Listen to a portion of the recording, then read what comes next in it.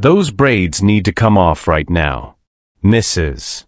Michelle Harper's voice sliced through the morning stillness of room 203 as she descended on Gabriella Kim's desk, her manicured fingers already reaching for the child's carefully woven hair. This ethnic styling is completely inappropriate for a learning environment, she continued, her tone dripping with false concern that barely masked her contempt.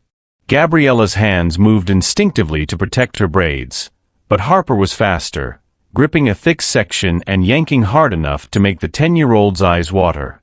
"Students don't get to make their own rules here," the teacher sneered. The scissors appeared from Harper's blazer pocket, their metallic edges catching the fluorescent lights like a warning no one heeded. Snip. The sound echoed in the sudden silence. A braid fell onto Gabriella's open social studies textbook, the intricate pattern her appa had helped create now severed and lifeless. Gasps erupted from every corner of the classroom. "Now that's better," Harper said, stepping back to admire her work. Gabriella didn't scream.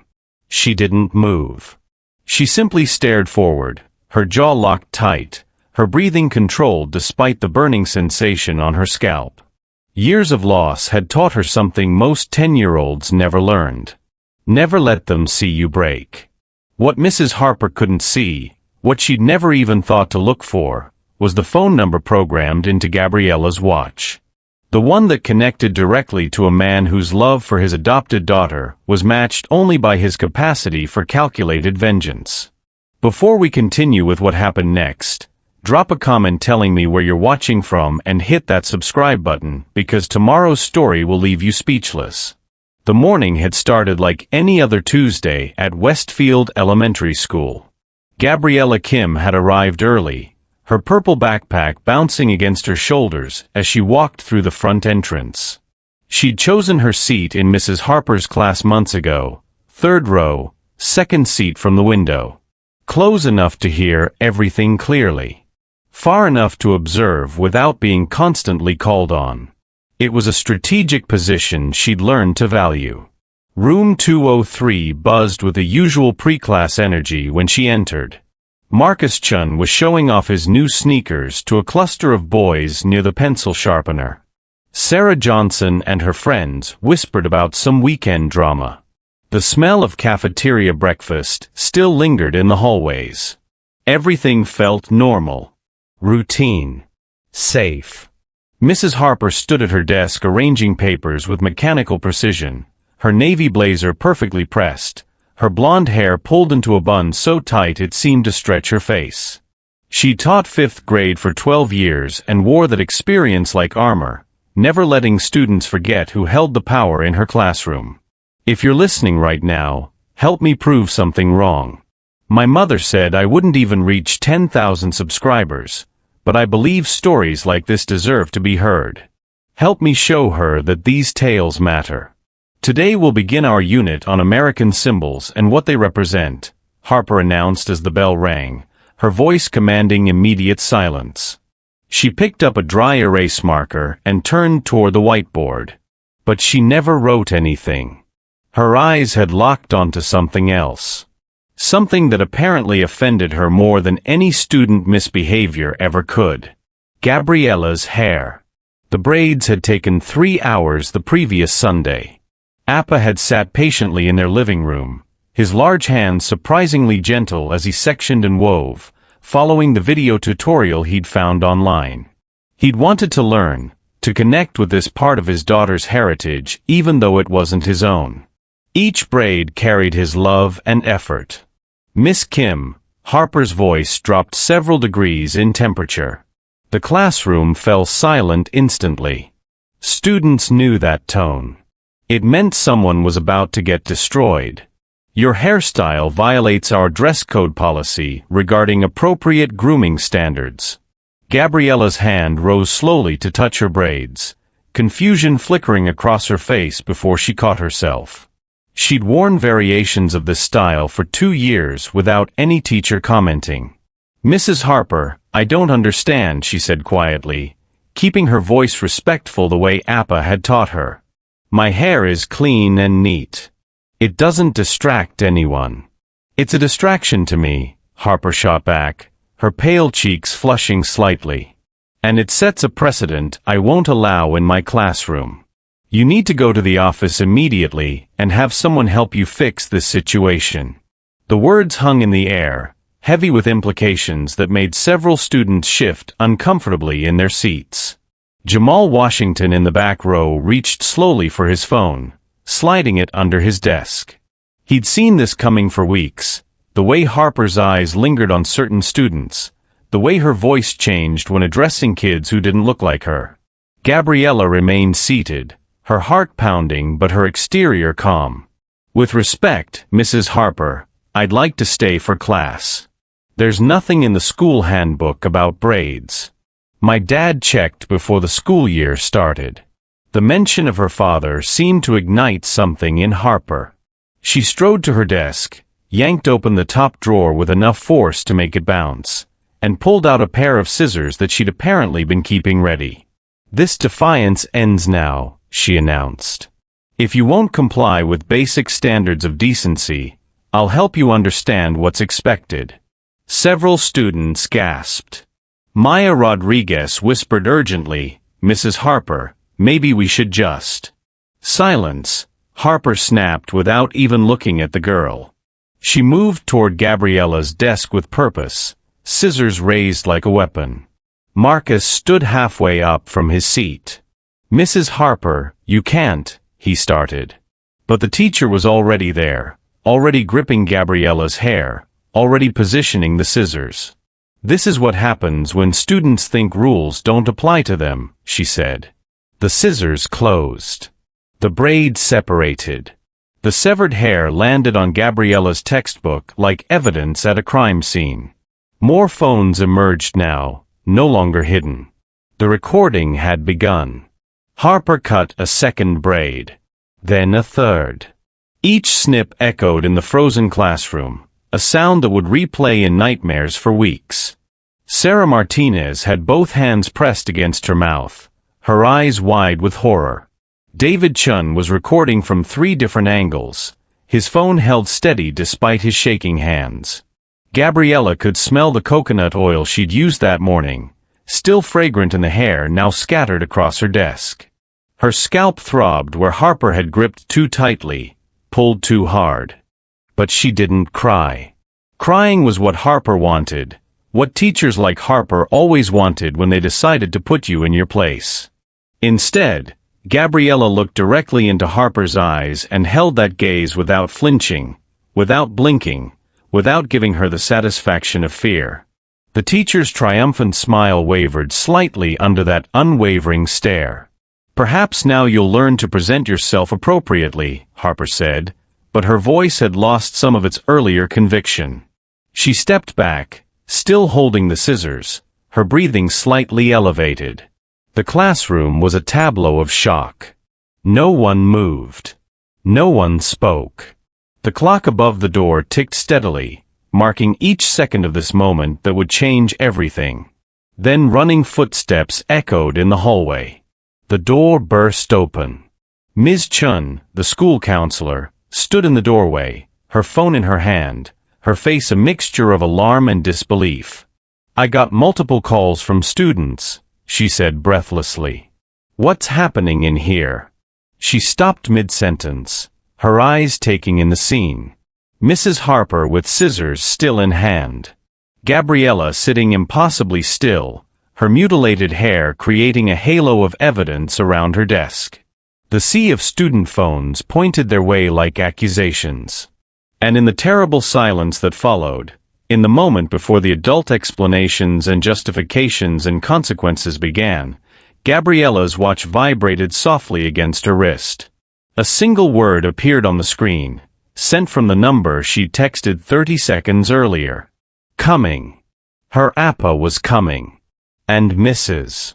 Michelle Harper's carefully constructed world was about to learn what happened when you hurt someone loved by a man who protected his family with the full weight of an empire most people didn't even know existed.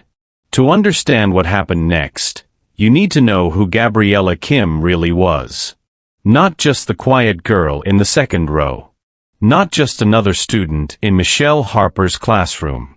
3 years ago, Gabriella had a different last name. She was 7 years old, sitting in the back seat of her parents' Honda Civic on a rainy Tuesday evening. They were driving home from her dance recital.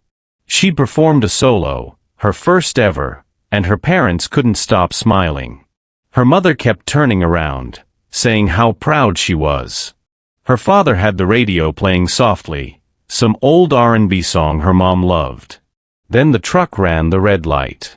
Gabriella remembered the screech of tires, the sickening crunch of metal, the way the world spun, and her mother's scream cut off mid-sound.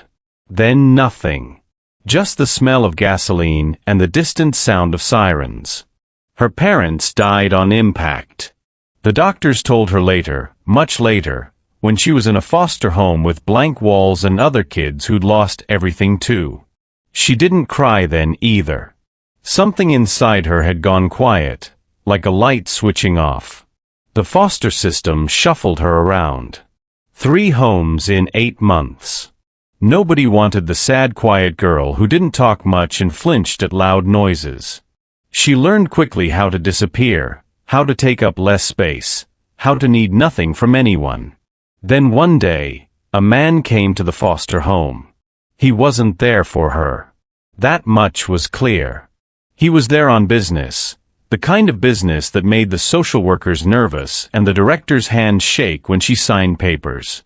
But Gabriella saw him in the hallway, and something about the way he carried himself, calm and certain, made her stare. He noticed. Most adults looked through her like she was glass. But this man stopped.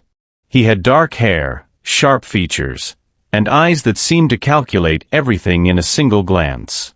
He wore a perfectly tailored suit and moved like someone who expected the world to make room. "You're the one they call the quiet girl?" he asked in English marked by a slight Korean accent. Gabriella nodded. "Why are you quiet?" She considered the question. "Because nobody listens anyway." Something flickered in his expression. Not quite a smile, but close. "Smart," he said.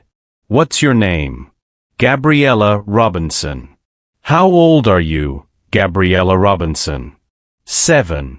He studied her for a long moment. Then he did something unexpected. He crouched down to her level, which nobody ever did. "Do you want to stay here?" "No." "Where do you want to be?" "Somewhere that doesn't feel like waiting to disappear." He stood, straightened his jacket, and walked to the director's office. Gabriella heard raised voices, then silence, then the sound of papers being shuffled. 2 hours later, she was in the back of a black sedan, her few belongings in a plastic bag, driving toward a life she couldn't have imagined. Chun Kim didn't explain much at first. He took her to a penthouse apartment that overlooked the entire city, with floor-to-ceiling windows and furniture that looked expensive enough to buy her old foster home twice over. He showed her to a room, already prepared, with a bed bigger than any she'd slept in and a closet full of new clothes. "This is your home now," he said simply. "You're safe here." "Why did you take me?" she asked, because she'd learned that adults always wanted something. "Because you remind me of myself," he said. "And because everyone deserves a family that fights for them." It took weeks before she understood what Chun Kim actually did. The men in suits who came and went. The phone calls in Korean that stopped when she entered the room. The way people looked at him with fear dressed up as respect. But by then, she'd already started calling him Appa, and he'd already promised her something nobody else ever had. "Nobody will hurt you again. Not while I'm alive." Now, standing in the school hallway with her butchered hair, Gabriella understood what that promise actually meant. Her Appa wasn't just coming to pick her up. He was coming to make sure Michelle Harper understood the mistake she'd made. And Chun Kim never made empty threats. If you're loving this story, hit that subscribe button now because what happens in the next chapter will leave you speechless. Don't miss it. Chun Kim stood at the window of his office on the 42nd floor, phone still in his hand, watching the city sprawl below him. His reflection in the glass showed nothing. No anger. No emotion. Just the same calm expression he wore when negotiating deals or ending problems. But inside, something had shifted. Something cold and absolute. The door opened without knocking. Only 3 men in his organization had that privilege. Gene walked in first, his movements precise and economical. At 35, he was Chun's oldest lieutenant, covered in tattoos that told stories he never spoke about. Behind him came Tae, younger and leaner, a technology specialist who could make entire digital footprints disappear. Last was Min, the quiet one, whose unassuming appearance hid a mind that solved problems with surgical efficiency. They knew better than to speak first. They waited. "My daughter called from school," Chun said, still looking at the city. A teacher cut her hair. In front of her classmates. As punishment. The 3 men exchanged glances. They'd met Gabriella dozens of times, watched Chun transform from the cold strategist they knew into something resembling an actual father. They understood what this meant. Gene stepped forward. "What do you need?" "Everything. The teacher's name is Michelle Harper. I want her entire life on my desk by tonight. Employment history, financial records, social media, parking tickets, everything. I want to know who she is, where she goes, who she loves. I want to know what she fears." Tae pulled out his phone, fingers already moving. On it. "The school," Chun continued, turning from the window. "Riverside Elementary. I want to know their policies, their administration, their funding sources. I want to know who covers for teachers like this and how long it's been happening." Min nodded. "We'll need to get inside. Then get inside. Pose as parents, maintenance workers, whatever it takes. Be invisible, but be thorough." Chun walked to his desk, a massive piece of dark wood that had cost more than most people's cars. On it sat a single framed photo. Gabriella, smiling, her braids perfect and new, taken just 2 months ago. He picked it up, studied it. Here's what people don't understand about power. Real power isn't about violence. It's about information and timing. It's about knowing exactly how to break someone without ever raising your voice. He set the photo down carefully. "This teacher thought she could humiliate my daughter because she believed there would be no consequences. She thought Gabriella was just another child with no protection, no voice, no one who would fight back. She was wrong. And by the time we're finished, she'll understand exactly how wrong she was." "Do we have parameters?" Gene asked. He knew Chun well enough to know that this question mattered. Chun considered. "I want her destroyed, but not martyred. She needs to lose everything slowly enough to understand why it's happening. Her job, her reputation, her sense of safety. I want her to feel what my daughter felt. Powerless. Watched. Violated. What about the school? They're complicit. If they try to cover this up, they burn too. And if they try to make this right, then we'll see how sincere they are. But I doubt it." Tae looked up from his phone. "I've already found her Facebook. Posted yesterday about disruptive students with no discipline at home." 3 guesses which student she was talking about. Chun's expression didn't change, but his hands curled slightly on the desk. "Screenshot everything. I want a full social media audit going back 5 years. Min spoke for the first time, his voice quiet. "Your daughter. Is she safe at school right now?" The question made Chun pause. It was the right question, the human question underneath all the strategy. "I'm going to get her now. She'll stay home until this is resolved. You want us to start tonight? Start now. And Min, make sure our friends in the police department understand that any reports filed by this teacher should experience unfortunate delays. Nothing permanent. Just slow enough to make her nervous." The 3 men moved toward the door, but Chun's voice stopped them. "One more thing. Find out if this teacher has done this before. If there are other victims. Other families who were too afraid or too poor to fight back. Because if there are, we're going to make sure they get justice too." Gene smiled slightly. The kind of smile that made people nervous. On it, boss. They left. Chun stood alone in his office, looking at Gabriella's photo. People often asked him, in the rare moments when they felt brave enough, why he'd adopted her. A black child. An orphan. Someone with no connection to his world or his culture. He never explained. Never felt the need to. But the truth was simple. He'd grown up in Seoul with nothing. His own father had been violent, his mother absent. He'd built his empire from street corners and desperation, learning early that the world didn't protect the vulnerable. It consumed them. When he saw Gabriella in that foster home, saw the same careful emptiness in her eyes that he'd once carried, he recognized her. She wasn't a charity case. She was a survivor who deserved a family that would burn the world down before letting her be hurt again. And now someone had hurt her. Chun picked up his phone, dialed his driver. Bring the car around. We're going to Riverside Elementary. As he walked out of his office, he passed a mirror in the hallway. For just a moment, he saw what others saw.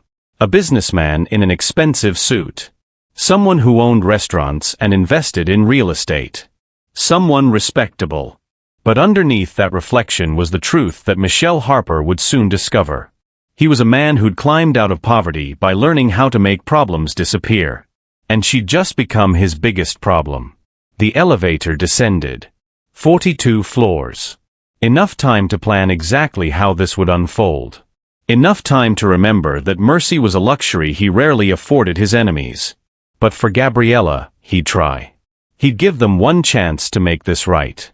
Just one. Gene sat in a rented Honda Civic 2 blocks from Riverside Elementary, laptop balanced on his knees, watching the school's front entrance through tinted windows. He'd been in position for 3 hours, documenting everyone who entered or left. Teachers, parents, staff, building a map of the school's ecosystem. His phone buzzed. Tay. I'm in their system. Tay's voice came through his earpiece. Security footage, email servers, personnel files. Everything. How bad is it? Worse than we thought. Michelle Harper has had 12 formal complaints filed against her in 3 years. All from families of color. All dismissed by administration as misunderstandings or cultural differences. Jin's jaw tightened. Forward me everything. Names, dates, details. Already in your inbox. But Jean, there's more. She's not just racist. She's calculating about it. She targets kids whose families don't have resources to fight back. Immigrant families. Single parents. Foster kids. She knows exactly who she can abuse without consequences.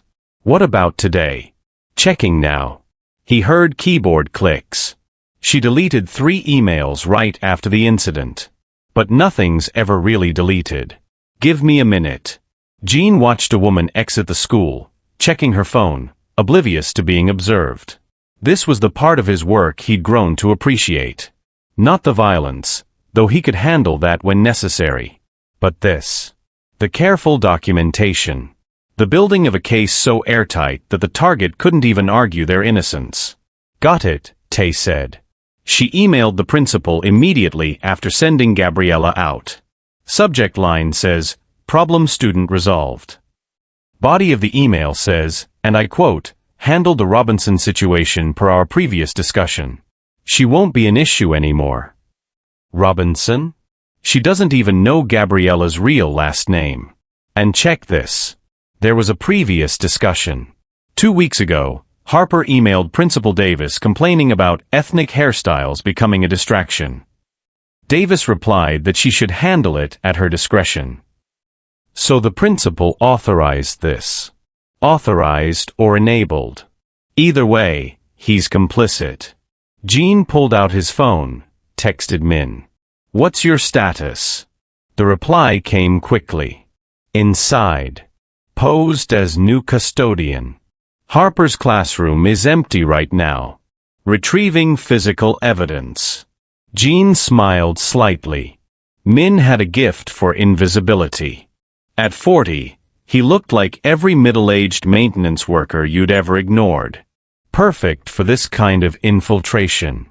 Another text from Min came through. This time with a photo. Gabriella's cut braids, still lying on Harper's desk, partially hidden under papers. She kept them, Jean muttered. Like a trophy. His phone rang. Chun. Report, the boss said simply. Jean summarized everything in 90 seconds. The complaints. The emails. The evidence.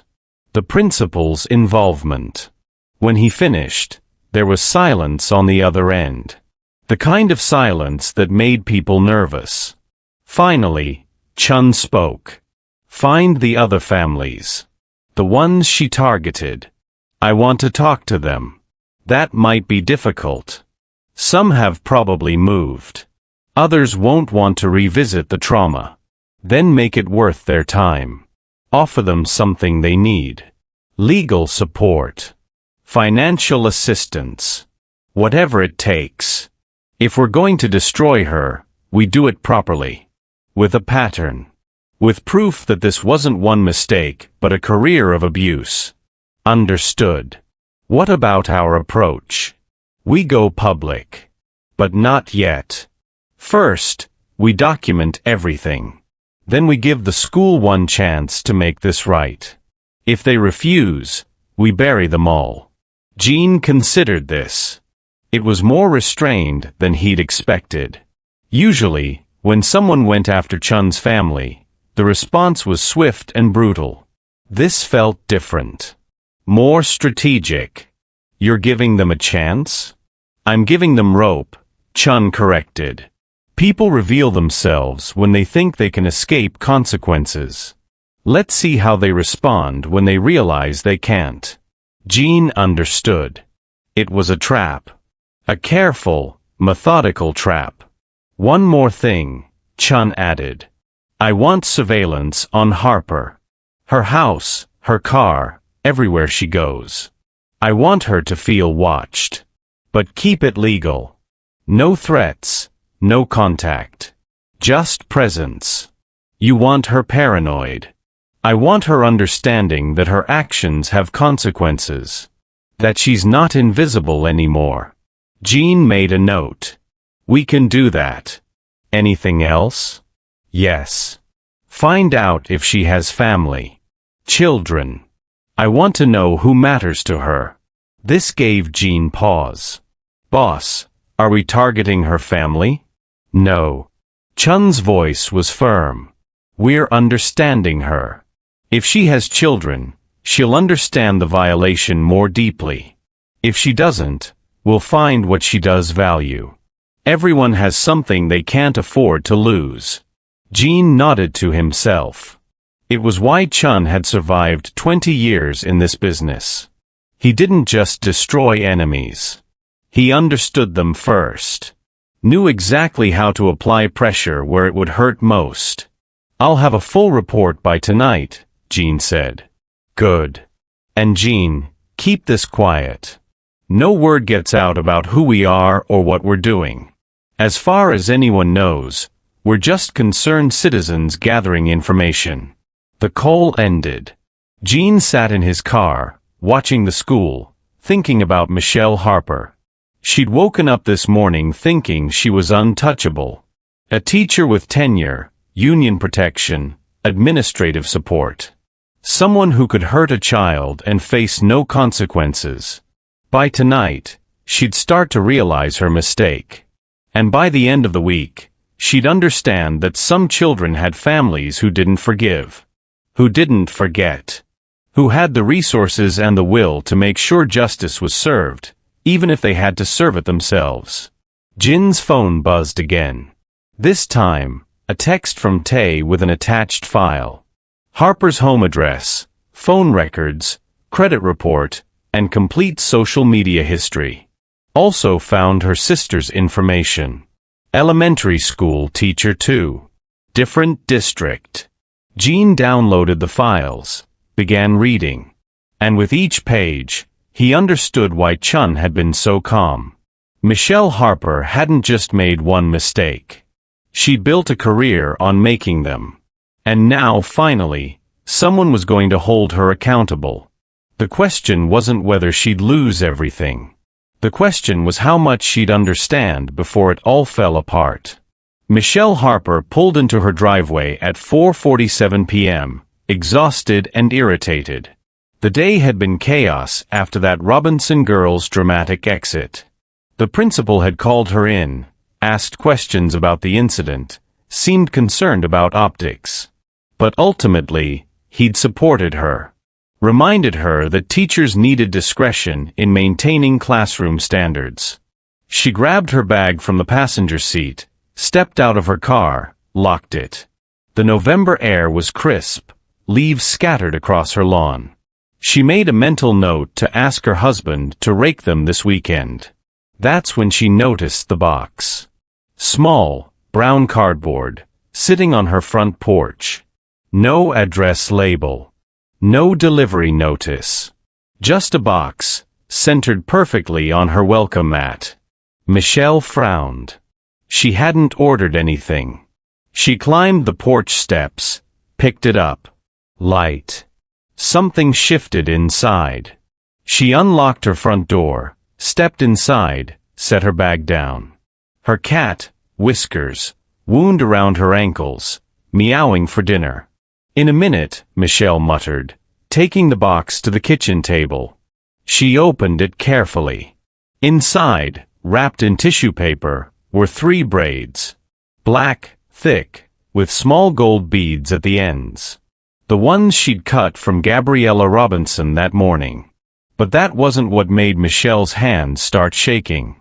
Around the braids, wrapped carefully like a ribbon, was a lock of blonde hair. Her shade exactly. The length matched her own hair. No note. No explanation. Just the braids and the message they represented. We know where you live. We know what you did. We can reach you any time. Michelle dropped the box, stumbled backward. Her breath came short and fast. This was insane. This was illegal. Who would do this? The Robinson girl's family. Had to be. She grabbed her phone, hands trembling, dialed the principal's cell. He answered on the 3rd ring. Michelle, what is it? Someone left something at my house. A threat. The hair I cut today, and she swallowed hard, and some of my own hair. Someone's been here. Silence. Then, are you sure? Am I sure? Of course I'm sure. Someone broke into my house or cut my hair, or she stopped, realizing how paranoid she sounded. Did you call the police? Not yet. I'm calling you first. She heard him sigh. Michelle, look. Today was complicated. That girl's family is upset. But sending threatening packages, that's serious. Call the police, file a report. Document everything. You'll back me up? If they ask questions about what happened? Another pause. Longer this time. Of course. You were enforcing school policy. But Michelle, maybe take a few days off. Let this cool down. Take days off? Are you kidding? I have a classroom.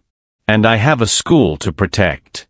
If this escalates, if her family lawyers up or goes to the media, I need some distance. You understand.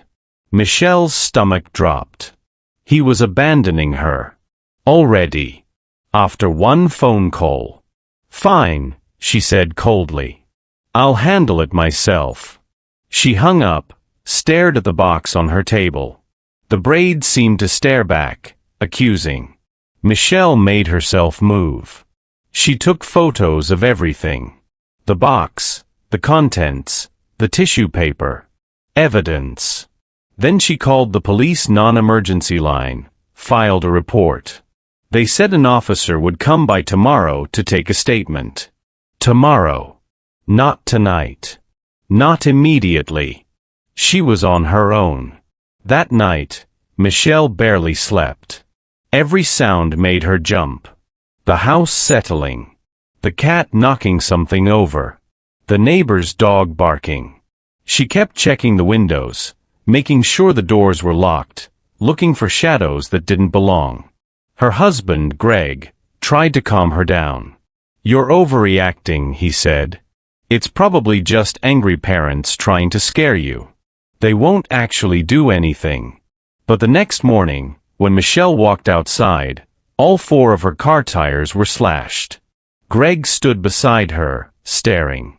"Okay," he admitted. "Maybe I was wrong." The police came this time. 2 officers, bored and professional, took photos, filled out paperwork. Asked if she had any enemies. "Just the family of a student I disciplined yesterday," Michelle explained. The officers exchanged looks. "What kind of discipline?" She hesitated. "I had to correct her appearance. Her hair was distracting other students." "You cut a student's hair?" "It was within my authority as her teacher." The older officer closed his notebook. "Ma'am, you might want to get a lawyer." They left. Didn't dust for prints. Didn't canvass the neighborhood. Just took their report and drove away. Michelle went inside, called her union rep. Got voicemail. Left a message that sounded too desperate, too scared. By noon, she'd received 5 silent phone calls. Someone dialing her cell, letting it ring twice, hanging up. Each time, she answered. Each time, silence. She blocked the number. They called from a different one. If you're as hooked on this story as we are, make sure you're subscribed. You need to see how far this goes. Hit that button right now. That evening, Michelle's sister called. Lisa, also a teacher, voice tight with worry. "Michelle, what did you do?" "What do you mean?" "Someone emailed the school board. With your employment file. Every complaint ever filed against you. Every incident. Everything. How is that possible? Those files are confidential." "I don't know, but they're not anymore." "Michelle, some of these complaints, I didn't know about them. The Iranian boy whose name you kept mispronouncing on purpose? The girl you failed for wearing a hijab? What were you thinking?" Michelle's face burned. Those were misunderstandings. Cultural differences. They look like a pattern, Michelle. A really ugly pattern. "I'm not racist," Michelle snapped. "I just have standards." Her sister was quiet for a moment. "Then you need help. Real help. Because whoever's doing this, they're not playing around." That night, Michelle sat in her living room, curtains drawn, lights off, watching her front door. Greg had gone to bed, exhausted by her paranoia. But Michelle couldn't sleep. Couldn't relax. Because at 11:47 p.m., she saw them. 3 men. Standing across the street from her house. Dark suits. Perfectly still. Just watching. She grabbed her phone, dialed 911. Sent Greg running downstairs. By the time he looked out the window, the men were gone. The police came again. Found nothing. No footprints. No evidence. Just Michelle's increasingly frantic insistence that someone was stalking her. The officer suggested she might want to talk to someone. A therapist, maybe. Stress did strange things to people. They left her standing in her driveway, wrapped in a bathrobe, watching shadows that might or might not be real. And in a car 2 blocks away, Jean watched her through binoculars and smiled. Phase 1 complete. Michelle Harper was starting to understand what it felt like to be powerless. Principal Robert Davis sat in his office at 6:30 a.m., nursing his 3rd cup of coffee, staring at his computer screen like it might explode. In a way, it already had. His email inbox had 347 unread messages. Most from the same source. Anonymous sender. Subject line simply read Riverside Elementary investigation. Each email contained a different piece of evidence. Student complaints that had been filed and dismissed. Internal memos discussing problem teachers. Video footage from classroom security cameras showing Michelle Harper making inappropriate comments to students of color. Audio recordings of staff meetings where he'd explicitly told teachers to handle difficult families quietly. Everything he'd buried. Everything he'd swept under bureaucratic carpets. All of it, compiled, organized, time-stamped, and sent to every member of the school board, every PTA parent, and 3 local news stations. His career was over. He knew it before he finished reading the first 10 emails. His secretary knocked, poked her head in. "Mr. Davis, there are reporters outside." 5 news vans. "They're asking about Michelle Harper and discrimination complaints." He closed his eyes. "Tell them I'm not available." They said they'll wait. Of course they would. His phone rang. The superintendent. He considered not answering, but that would only delay the inevitable. "Robert," the superintendent's voice was cold. "My office. Now." The meeting lasted 45 minutes. It felt like 45 hours. The superintendent had printed every email, spread them across her conference table like a prosecutor laying out evidence. The school board's attorney sat in the corner, taking notes, his expression grim. "How long has this been going on?" the superintendent asked. Davis tried to explain. Context. Budget constraints. Difficult parents.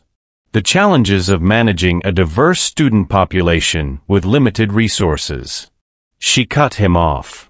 "How long has Michelle Harper been abusing students?" He hesitated. I wouldn't characterize it as abuse." "Then how would you characterize telling a black student her natural hair is unsanitary? How would you characterize allowing a teacher to physically alter a child's appearance without parental consent? What word would you use, Robert?" He had no answer. "You're on administrative leave, effective immediately. The board will meet tonight to discuss termination. The attorney will be in touch about liability issues. And Robert," she leaned forward, "if you're thinking about fighting this, don't. We have enough documentation here to end your career permanently. Take the severance and disappear quietly." He left the building through the back entrance, avoiding reporters. Got in his car. Sat in the parking lot, hands shaking on the steering wheel. 23 years in education. 2 decades of service. Gone in one morning because he'd looked the other way too many times. Inside the school, the chaos was spreading.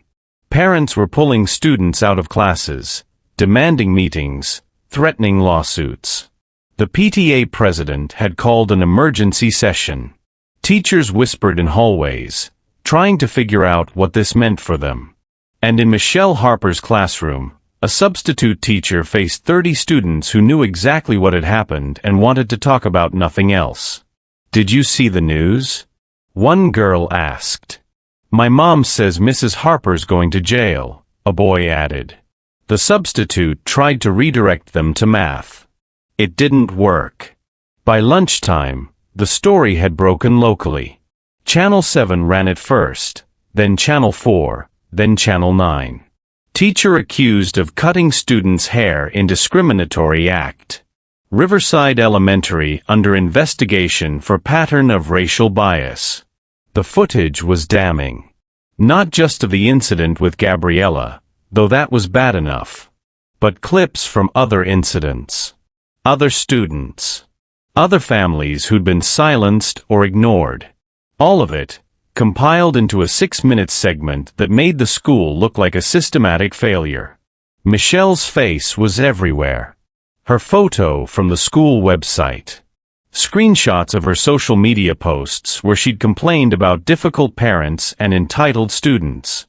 Every post seemed worse in hindsight, every comment revealing prejudices she'd thought were subtle. Her phone wouldn't stop ringing. Reporters. Former students. Anonymous callers saying things that made her hands shake. Greg finally took her phone away. "You need to stop," he said. "Stop reading comments. Stop watching the news. Get a lawyer and let them handle it." But how could she stop? Her entire life was being dissected in real time. People she'd never met were calling her a monster, a racist, a criminal. Her Facebook page had been flooded with one-star reviews as if she were a restaurant. Someone had created a petition demanding she lose her teaching license. It had 15,000 signatures in 6 hours. The union rep finally called back. His voice was careful, detached. "Michelle, I've reviewed your case. Given the evidence and the public attention, the union's position is that we can provide legal counsel, but we cannot endorse or defend your actions." What does that mean? It means you're on your own. "I'm sorry." He hung up. No real apology. No support.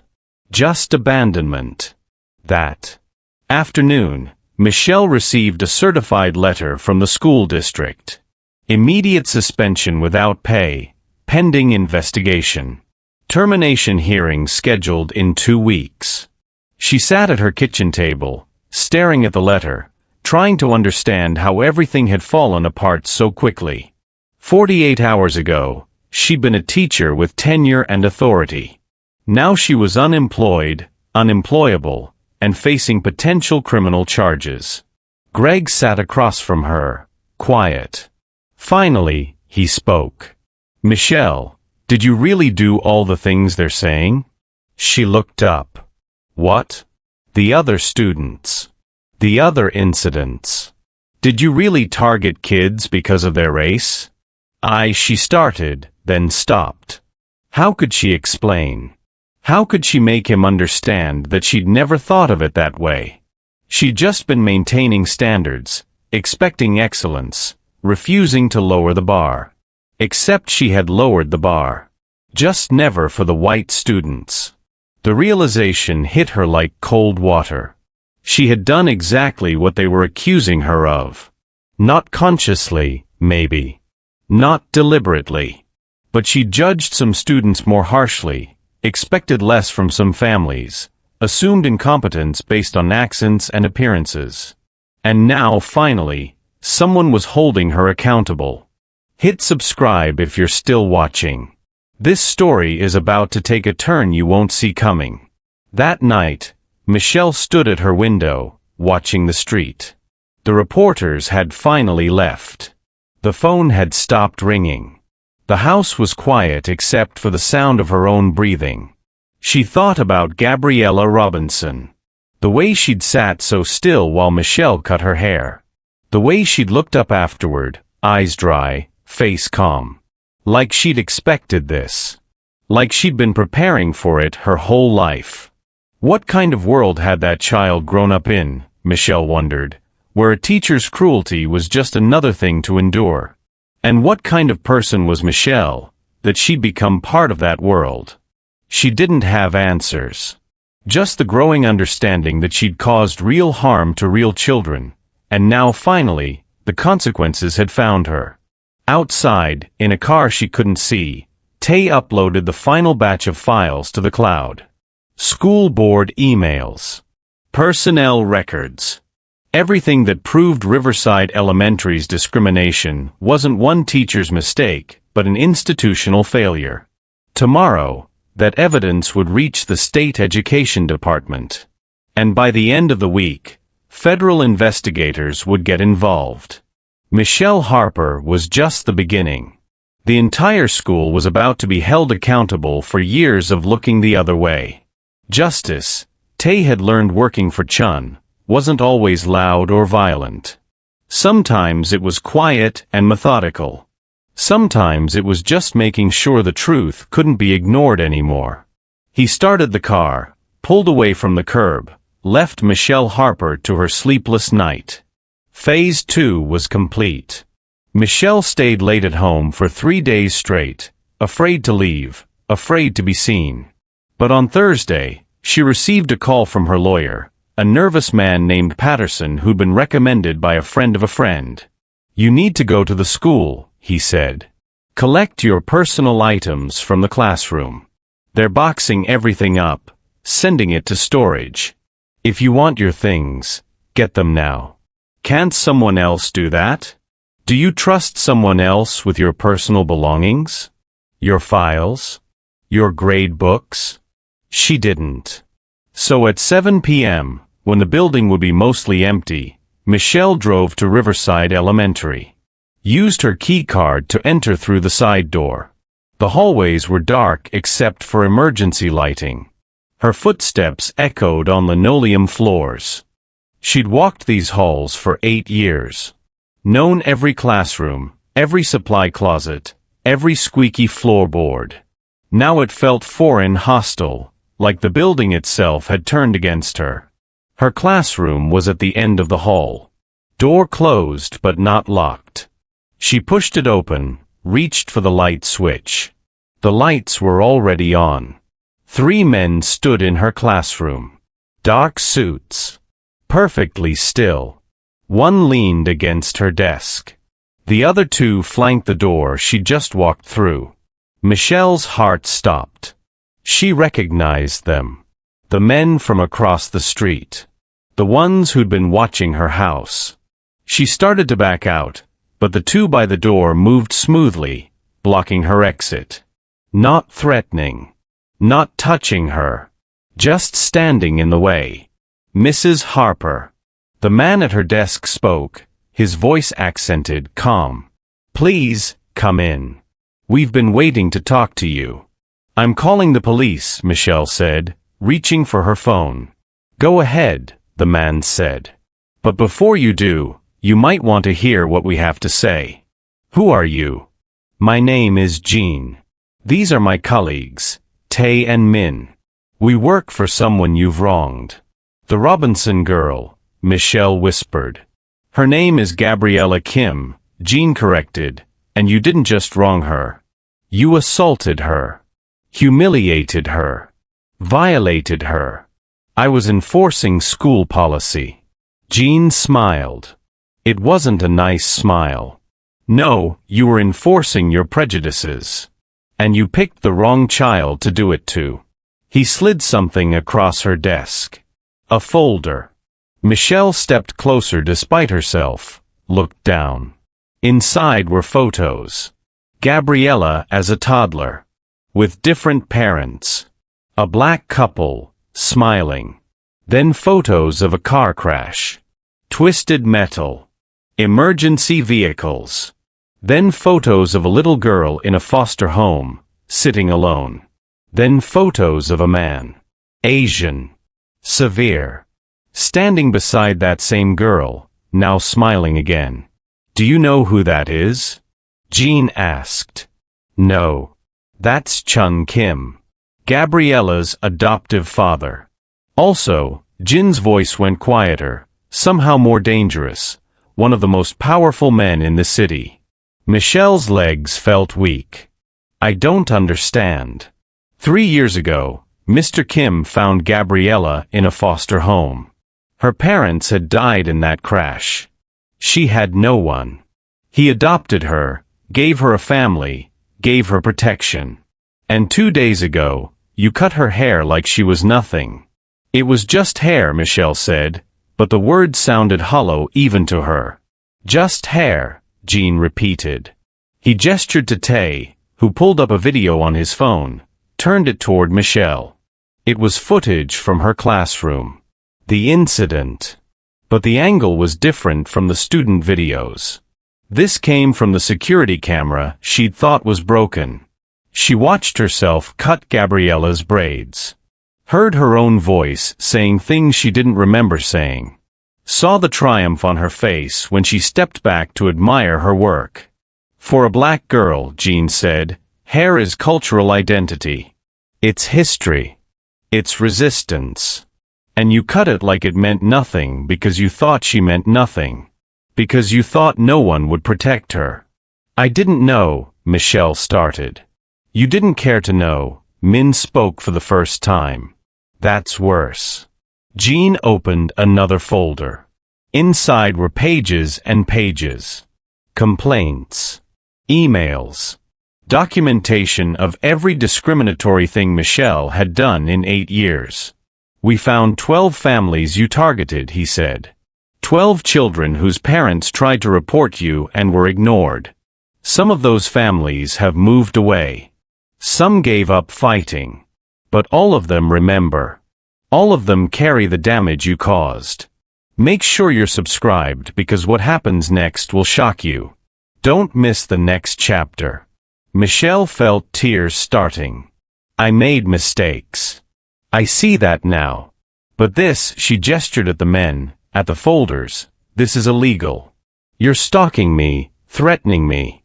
"We haven't threatened you once," Jean said calmly.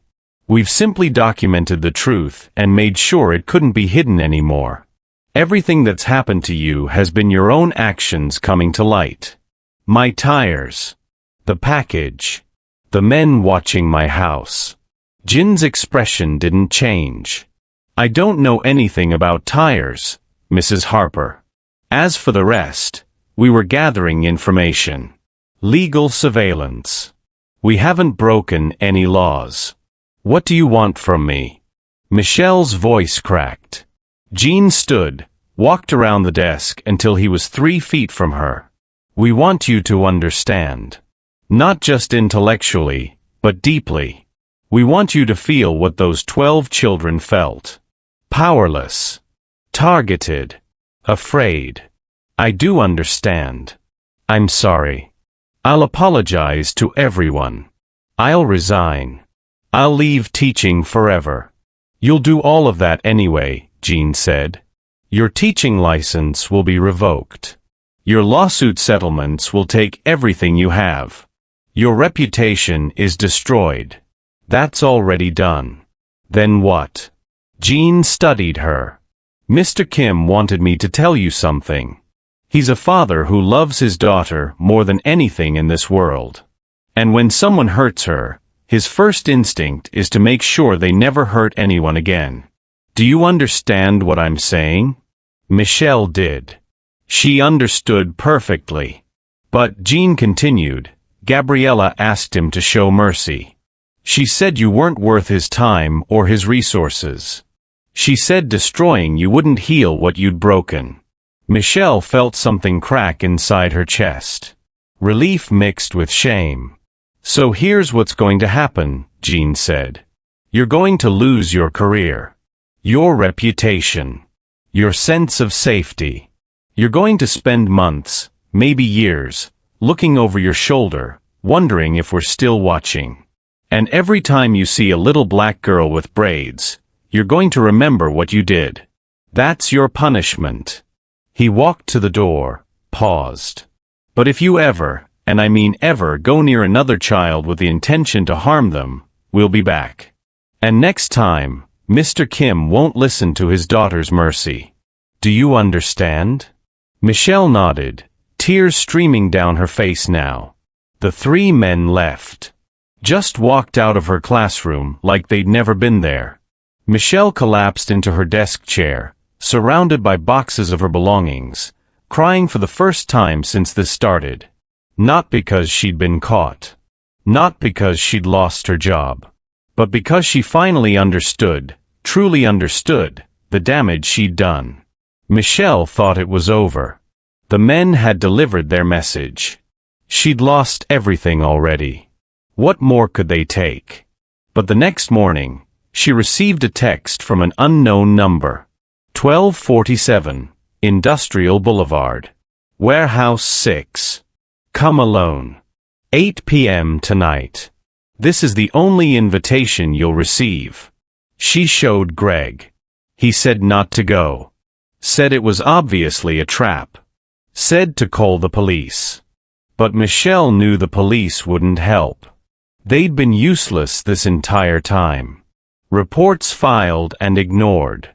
Evidence that mysteriously disappeared. She suspected now that Kim's influence reached further than she'd imagined. And something inside her needed to see this through. Needed to face whatever was waiting. Maybe it was guilt. Maybe it was exhaustion. Maybe she just wanted it to be finished. At 7:45 p.m., she drove to the industrial district. Found the warehouse. A massive concrete building that looked abandoned, surrounded by empty lots and chain-link fence. She parked, sat in her car for 5 minutes, gathering courage. Then stepped out into the cold November night. The warehouse door was unlocked. She pushed it open, stepped inside. The space was mostly empty. Concrete floors. High ceilings. Exposed beams. A few old crates stacked in corners. And in the center, under a single hanging light, stood a man. He was in his 40s, Korean, wearing an expensive suit that seemed out of place in this desolate setting. His expression was calm, unreadable. Behind him, the 3 men from her classroom stood silent as shadows. "Mrs. Harper," the man said. "I'm Chun Kim." Michelle's throat went dry. She forced herself to walk forward, to not run. Chun studied her like she was a problem he was solving. "Do you know why you're here?" "To be threatened," she managed. "To be scared." "No," Chun said. "You're already scared. You're here to understand." He gestured to a chair that had been placed in the light. "Sit." Michelle sat. Her legs barely held her anyway. 3 years ago, Chun began, I found my daughter in a foster home. She was 7 years old. Both parents dead. No family. No protection. The system had failed her completely. She'd learned not to trust adults, not to expect kindness, not to believe anyone would fight for her. He paused, his expression softening almost imperceptibly. It took months to reach her.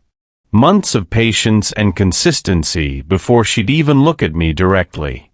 More months before she'd call me Appa. A full year before she believed I wouldn't abandon her. Michelle listened, unable to look away. And then you, Chun's voice went cold again, in 30 seconds, reminded her of every adult who'd failed her. Every person who'd used their power to hurt instead of protect. You made her feel small and powerless in front of her peers. You violated her autonomy and her dignity. "I didn't know her story," Michelle whispered. "Exactly," Chun said. "You didn't know. Didn't care to know. You saw a black child with braids and made assumptions. Applied your prejudices. Acted on your biases." He walked closer, standing over her now. "Do you have children, Mrs. Harper?" "No." "Then you can't fully understand what it's like to watch your child hurt and know you can't undo it. You can punish the person responsible. You can make sure it never happens again. But you can't undo the hurt." "I'm sorry," Michelle said, and meant it. "I'm so sorry." Footsteps echoed from the warehouse entrance.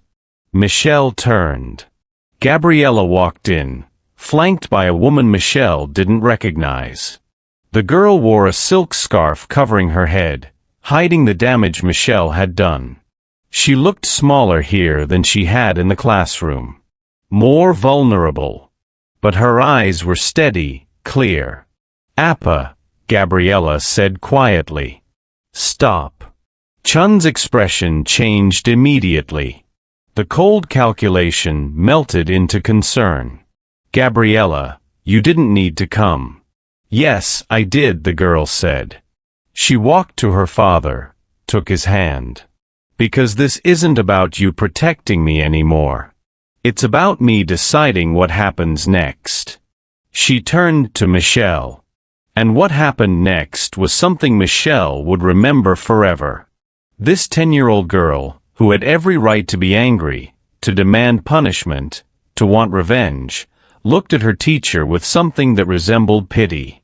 "You hurt me," Gabriella said simply. "Not just my hair. You made me feel like I was wrong for being who I am. Like my hair, my family, my existence was a problem you needed to fix. Michelle wanted to apologize again, but Gabriella held up a hand. But I've been hurt before, the girl continued. Worse than this. And I learned that carrying hate only hurts the person carrying it. So I'm not going to hate you, Mrs. Harper. I'm just going to make sure you never do this to anyone else. She looked up at her father. That's enough, Appa. She's lost everything already. Making her more scared won't fix what's broken. Chun looked at his daughter with an expression that was pure love and pride. You're sure? I'm sure. He nodded slowly, then turned back to Michelle.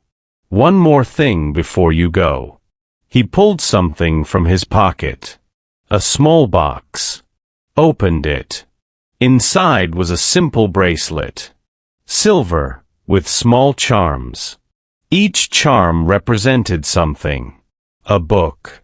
A house. A family. This belonged to Gabriella's mother, Chun said. Her biological mother. It was one of the few things that survived the crash. Gabriella wears it on special occasions to remember where she came from. He closed the box. I'm telling you this because I want you to understand that the child you hurt carries more loss and more strength than you'll ever comprehend. She survived things that would break most adults. And still, she chooses mercy. Subscribers, you need to see how this ends. If you haven't hit subscribe yet, do it now. You're almost at the finale. Michelle looked at Gabriella, really looked at her, and saw what she'd been too blind to see before. Not a problem student. Not a discipline issue. But a child who'd survived tragedy and found a family that loved her fiercely. I'm sorry, Michelle said again, this time to Gabriella directly. I'm so sorry. Gabriella nodded. I believe you are. Now. She turned to leave, still holding her father's hand. At the warehouse door, she paused, looked back. Mrs. Harper, one more thing. I forgive you. Not because you deserve it, but because I deserve peace. Then she was gone. Chun followed. The three men melted into shadows. And Michelle sat alone under that single light, crying not from fear but from the weight of understanding what she'd done and who she'd done it to.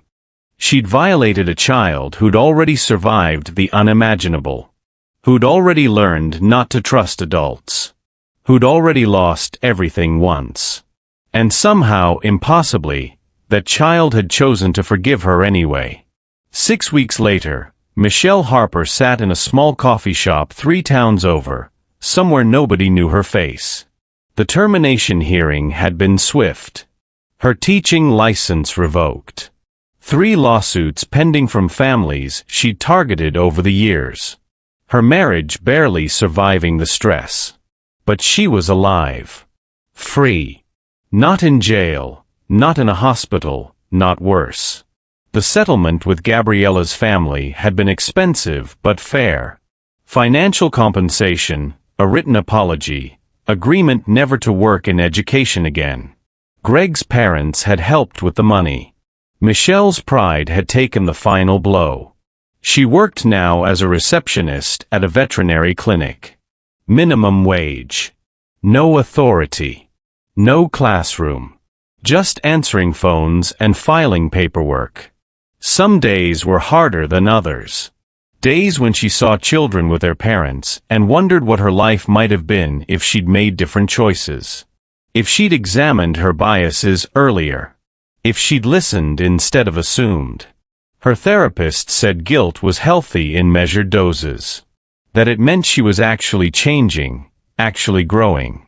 Michelle wasn't sure. She just knew she couldn't go back to who she'd been. Meanwhile, across the city, Gabriella Kim sat in a different classroom at a different school. Her hair had grown back, rebraided by Mrs. Chun with even more care this time. Longer. more elaborate. A statement of resilience.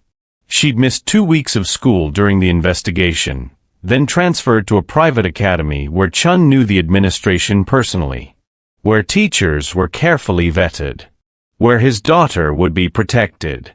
But Gabriella had insisted on one thing. She wanted to finish the school year. Wanted to prove to herself that one bad teacher couldn't break her love of learning. "Appa," she said one evening while they ate dinner together. "I've been thinking." "About what?" Chun set down his chopsticks, gave her his full attention. "About Mrs. Harper. About what happened." Chun's expression tensed slightly.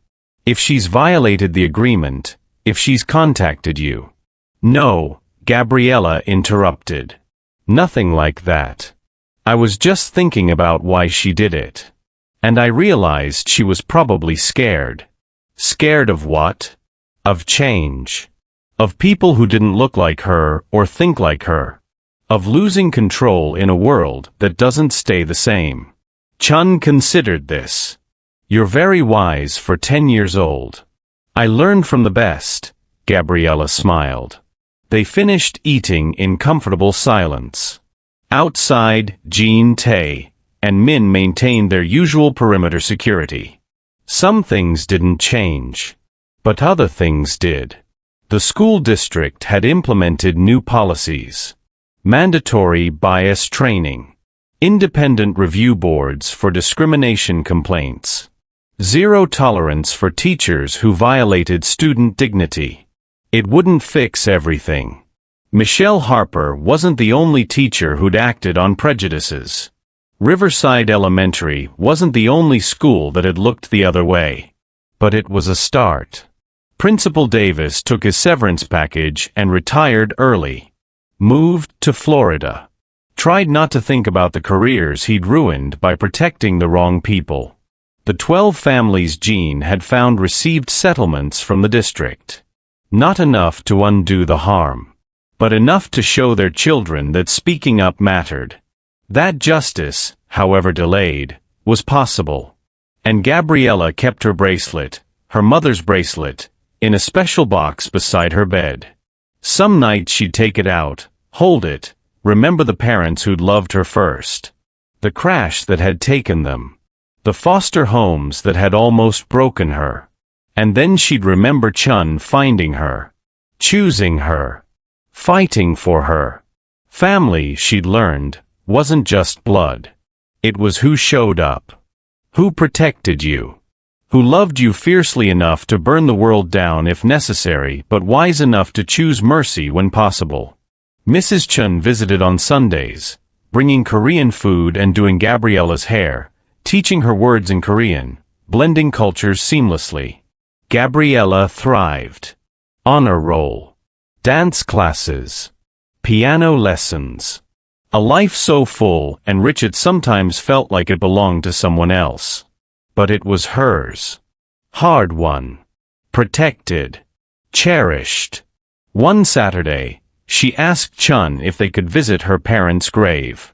They drove in silence, Jean following at a discreet distance. At the cemetery, Gabriella placed flowers, told her mom and dad about school, about Chun, about the family she'd found. "They would have liked you," she told Chun afterward. "They would have been grateful you found me." Chun knelt down to her level, something he rarely did anymore as she got older. "I'm the grateful one," he said quietly. "You taught me that strength isn't just power. It's mercy. It's forgiveness. It's choosing to be better than your worst moments." She hugged him, this man who'd saved her in every way a person could be saved. And somewhere across the city, Michelle Harper looked at herself in the mirror and tried to recognize the person staring back. She'd lost everything that defined her. Career. Reputation. Identity. But maybe, her therapist suggested, that wasn't entirely bad. Maybe losing who you were created space to become who you should have been. It would take years. Therapy. Accountability. Genuine change, not just performed regret. Michelle didn't know if she'd ever fully forgive herself. Didn't know if she deserved to. But she was trying. Actually trying. And that, at least, was a start. Before we end, make sure you're subscribed. Stories like this remind us why we do what we do. Hit that button and join our community. So what does this story teach us? On the surface, it's about a teacher who made a terrible choice and faced consequences. But dig deeper, and it's about something bigger. It's about how systems protect the powerful and fail the vulnerable.